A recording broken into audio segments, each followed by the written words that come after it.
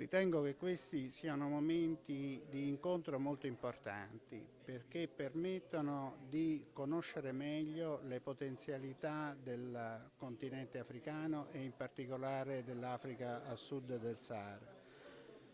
Una regione che per anni è stata vista come una regione pessimistica, dove con bassi tassi di crescita e con tanti problemi. Adesso invece è una regione che presenta delle grandi potenzialità per le nostre imprese, per le nostre industrie. In alcuni paesi dell'Africa si registrano tassi di crescita particolarmente elevati, vi è un quadro di stabilità che si sta generalizzando e quindi un clima favorevole per investimenti e rapporti commerciali. Quindi bisogna, in un momento di difficoltà economica come quello generalizzato determinato dalla crisi mondiale, cogliere tutte le opportunità. L'Italia, per la sua storia, per la sua preparazione, per la sua mentalità, è molto ben preparata a fare questo salto di rivolgersi a questi nuovi mercati che sono destinati, per la loro conformazione, per la loro giovinezza, ad avere un ruolo crescente nell'economia mondiale. Secondo il nostro punto di vista è importante mettere assieme gli attori economici, sociali, del mondo profit, del mondo non profit, le istituzioni locali, così come ha fatto oggi la Camera di Commercio di Udine con altri soggetti,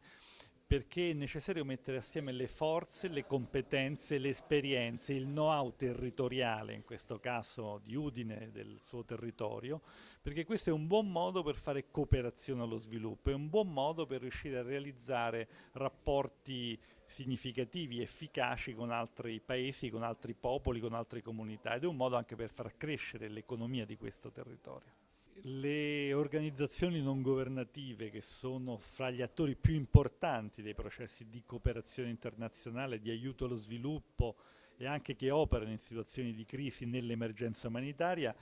sono a livello italiano alcune centinaia e hanno un'esperienza di 30-40 anni e lavorano in decine di paesi possiamo dire praticamente tutti i continenti, riuscendo a sviluppare iniziative e progetti che hanno la caratteristica di essere pensati e realizzati in relazione con la società civile, con le associazioni di donne, di piccoli contadini, con i sindacati e le realtà locali, con le piccole e medie imprese locali, con le istituzioni di quei paesi come i municipi, le province, quelle decentrate più vicini alle comunità.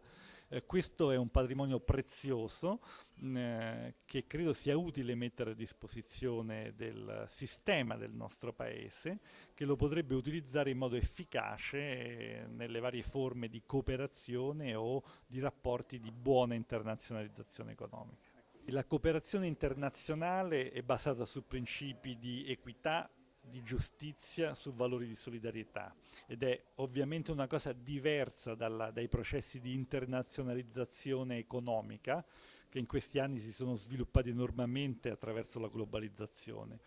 Non di meno noi crediamo che sia utile invece costruire un rapporto virtuoso fra mondo non profit della cooperazione e della solidarietà e le attività del mondo profit attraverso i processi di internazionalizzazione, per cui non solo vogliamo testimoniare i valori e principi che per noi sono fondamentali, ma vogliamo influenzare lo sviluppo, la sua qualità nella direzione di maggiore giustizia, sostenibilità e prospettiva. Vogliamo influenzare i processi anche economici e gli attori economici che li realizzano.